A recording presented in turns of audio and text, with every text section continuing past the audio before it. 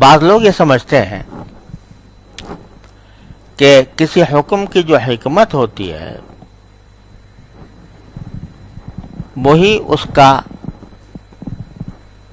کا دار و مدار ہوتی ہے، لہذا جہاں وہ حکمت پائی جائے گی وہاں پر تو حکم ہوگا، جہاں نہیں پائی جائے گی وہاں حکم نہیں ہوگا۔ مثلا آج کل کہا جاتا ہے کہ سود کی اصل حرمت کی وجہ کیا ہے؟ ظلم، لا تظلمون ولا تظلمون۔ تو اگر سود کی کوئی ایسی شکل پیدا ہو جائے جس میں ظلم نہ ہو تو وہ حلال ہونی چاہیے۔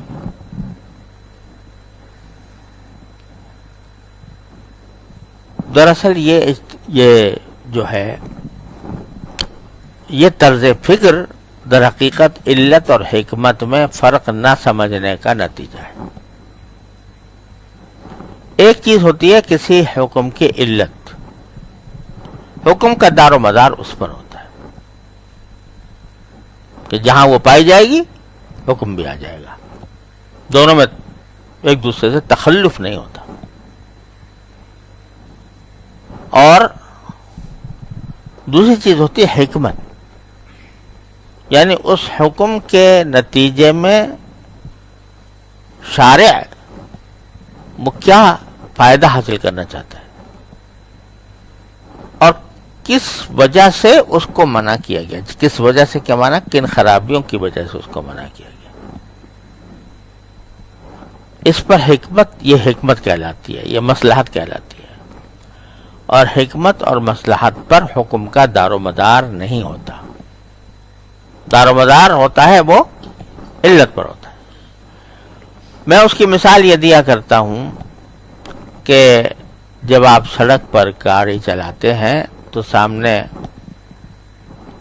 سگنل لگے ہوتے ہیں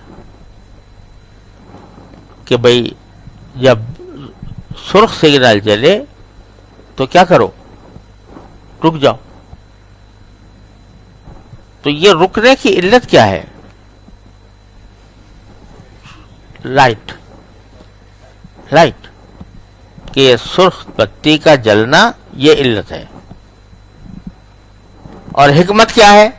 حکمت یہ ہے کہ تصادم سے لوگوں کو بچایا جائے،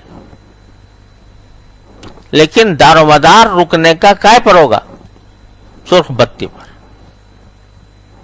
نہ کہ اس فیصلے پر کہ تم خود سوچو کہ میں اگر پار کر جاؤں گا تو اس سے ایکسیڈنٹ ہوگا یا نہیں ہوگا۔ اگر کوئی شخص یہ کہے کہ بھئی بتی بے شک جل رہی ہے لیکن بالکل سڑک میں ایک دو گاڑیاں ہیں، آرام سے گزر جائیں گے، کوئی مسئلہ نہیں ہے، تو وہ کہے کہ بھئی میں اس وجہ سے میں اس سگنل کو کراس کر جاتا ہوں، تو کیا وہ قانون میں پکڑا جائے گا کہ نہیں پکڑا جائے گا؟ پکڑا جائے گا، اس لیے کہ تمہارا کام اس سرخ بتی کو دیکھنا تھا، تمہارا کام اس کی حکمت اور مصلحت پر جانا نہیں تھا۔ اگر ہر ایک آدمی کو اس کی اختیار دے دیا جائے کہ تم اپنی حکمت اور مصلحت جہاں دیکھو اس کے اوپر عمل کرو ورنہ چھوڑ دو، تو ایک کیوس پیدا ہو جائے، ایک لا قانونیت کا دروازہ ہو جائے، اور بالآخر وہ پھر کسی نہ کسی تصادم پر منتج ہوگا۔ تو حکم کا دار و مدار علت پر ہوتا ہے نہ کہ حکمت پر۔ اب یہاں جیسے سود کی بات میں کہہ رہا تھا، تو سود میں ظلم جو ہے وہ علت نہیں ہے، وہ کیا ہے؟ حکمت، کہ سود کے نتیجے میں کسی نہ کسی پر ظلم ہوتا ہے۔ اب کوئی آدمی کہے کہ جی میں تو ایسا کر رہا ہوں اس طرح کے، اس میں ظلم نہیں ہو رہا، اس کی میں نے پوری رضامندی لے لی ہے، آدمی مالدار ہے، فلانا ہے، لہذا مجھے اجازت ہونی چاہیے۔ تو یہ بات اس کی اس لیے صحیح نہیں کہ سود کی جب تعریف صادق آ جائے گی تو وہ سرخ بتی ہے۔ تعریف کیا ہے؟ کل قرض جر نفعا، ہر وہ قرض جو ساتھ میں کوئی نفع لے کر آئے وہ سود ہے، وہ ربا ہے۔ جب یہ پائے گئی تو سرخ بتی جل گئی، اب اگر تم یہ کہتے ہو جی اس صورت میں ظلم نہیں ہو رہا، تو یہ ایسے ہی جیسے کوئی شخص یہ کہے کہ اس صورت میں ایکسیڈنٹ نہیں ہو رہا.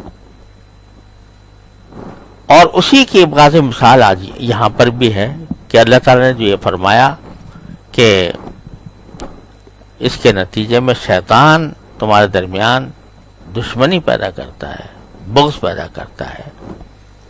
تو یہ سب کیا ہے؟ یہ علت نہیں ہے بلکہ حکمت ہے.